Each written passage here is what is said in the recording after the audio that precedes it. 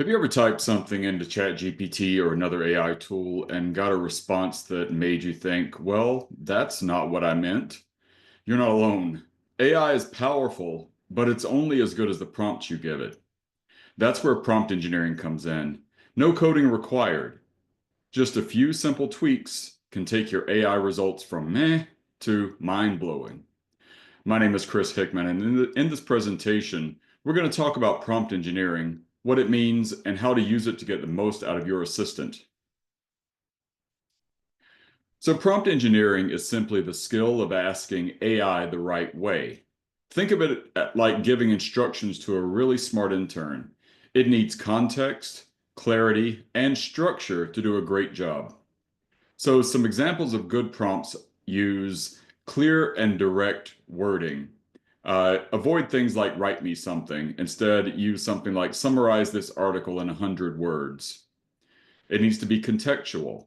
Avoid make a quiz. Something better would be create a 5 question multiple choice quiz on cardiac care for nursing students. That would be a much better contextual prompt.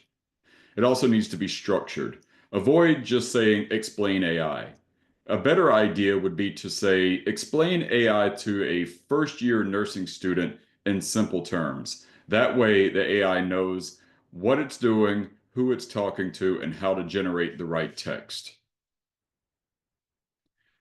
So let's break this down to some easy techniques that will make AI work smarter for you. First of all, we have role-based prompting. You have to tell the AI who it is before asking your question. An example of this is you are a nursing professor creating an interactive case study for students on ethical dilemmas in healthcare. Write a 3-paragraph scenario. So you see, we start off by telling the AI who it is. You are a nursing professor. We also move on to step-by-step prompting. Get the AI to break things down logically. For instance, explain how AI can be used in nursing education step by step, starting with the basics.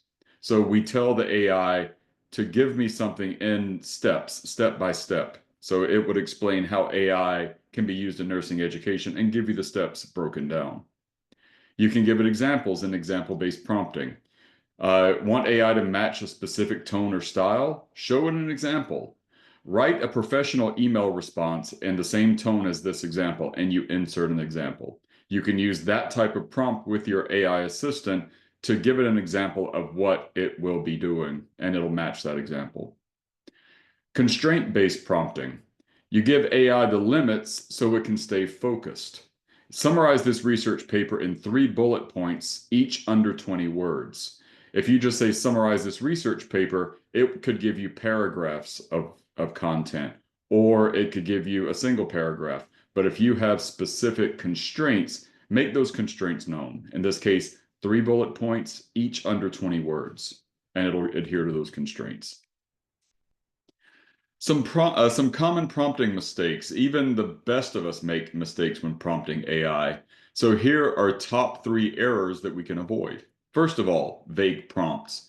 Make a study guide. That's pretty vague. A better idea would be to create a 1-page study guide on cardiovascular pharmacology for nursing students using bullet points. So that is a very specific type of prompt. Providing too much at once, too many words. For an example, write an essay, create a quiz, and make a lesson plan on AI in nursing. That's too much.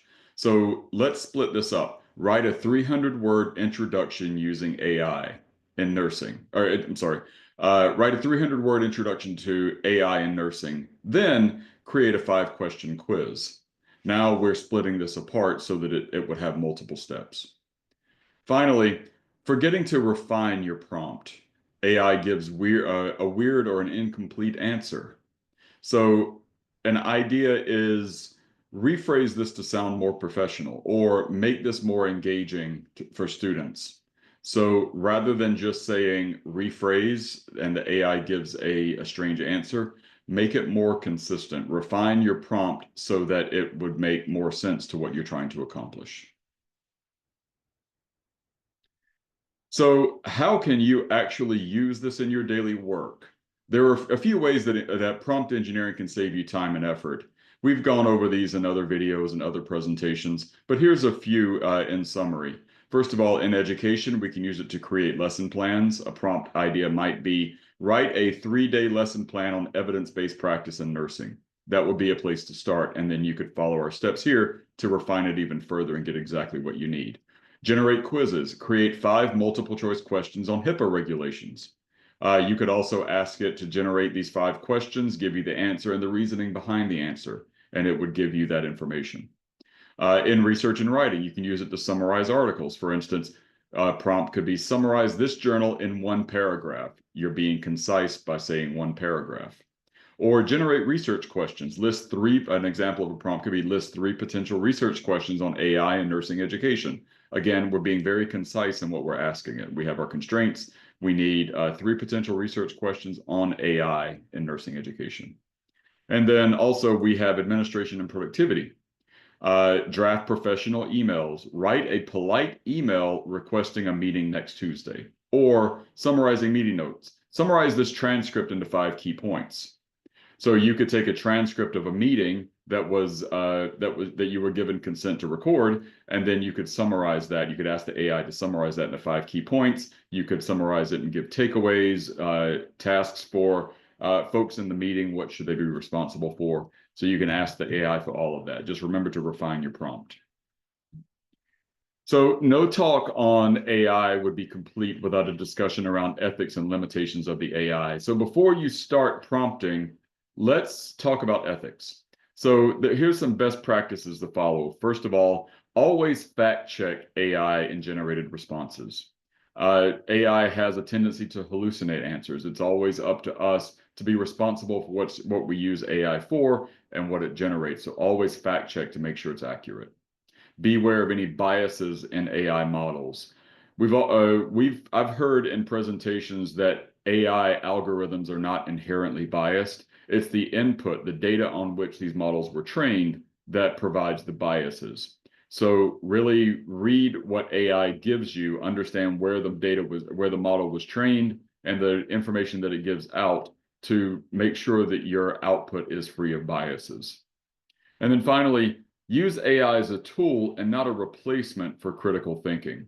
AI is made for us to use as an assistant, as something that makes us more efficient in what we do.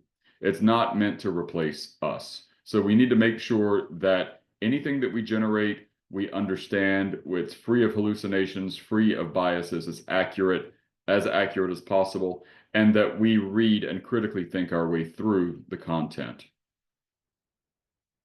So as we wrap up, prompt engineering isn't about learning code. It's about learning to ask better questions. So as a quick recap, remember, be clear, specific, and structured in the prompts that you create for your AI assistant. Use role-based, step-by-step, and constraint-based prompts to get more concise information for exactly what you need. And refine and iterate if AI doesn't get it right the first time. Don't be afraid to come back and tell the AI specifically, this is not correct. Please try again with these constraints. And it will come back and give you, hopefully, more accurate results. So do you want to get better at this? Try improving 1 prompt today and see the difference, see how that works. So try also with this video, try to download our prompt engineering cheat sheet. And there's a link in the description of this video. Hopefully you'll be able to download that and get access to it. And then practice and refine your prompt. And as always, reach out to us if you have any questions. If you're trying to do something you're not quite sure how to start with your prompting, reach out. We'll be happy to talk to you. So thanks for watching the video. Happy prompting.